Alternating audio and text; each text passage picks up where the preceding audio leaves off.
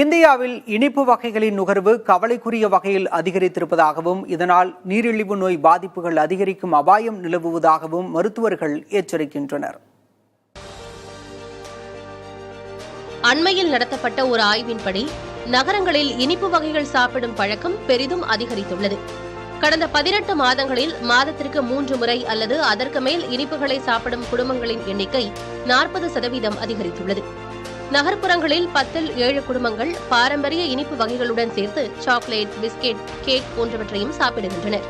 43% பேர் தங்கள் குடும்ப உறுப்பினர்கள் பலரும் இனிப்பு உணவு வகைகளை சாப்பிடுவதில் அதிக ஆர்வம் கொண்டுள்ளதாக தெரிவித்துள்ளனர். 70% பேர் குறைந்த சர்க்கரை உள்ள மாற்று உணவுகள் கிடைத்தால் அதை தேர்ந்தெடுப்பதாக கூறியுள்ளனர். 5% பேர் தினமும் சர்க்கரை உண்கின்றனர்.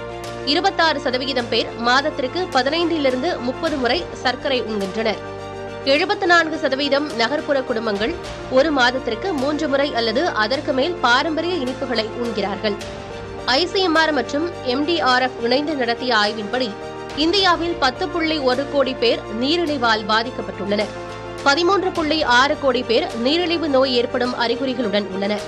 31.5 கோடி பேர் உயர் ரத்த அழுத்தத்தால் பாதிக்கப்பட்டுள்ளனர். இப்படியான சூழ்நிலையில் தீபாவளி போன்ற பண்டிகைகளில் சர்க்கரை நுகர்வு அதிகரித்திருப்பதாகவும் இதனால் நீரிழிவுடன் வாழ்பவர்களுக்கு இரத்தத்தில் சர்க்கரை அளவு அதிகரிக்க வாய்ப்புள்ளதென மருத்துவர்கள் எச்சரிக்கின்றனர். பண்டிகை காலங்களில் இனிப்புகளை பரிமாறுவதும் சாப்பிடுவதும் வழக்கம் என்றாலும் இனிப்பு வகைகளை நுகரும் அளவை குறைத்துக் கொள்ள வேண்டும் என்றும் அவர்கள் எச்சரிக்கிறார்கள்.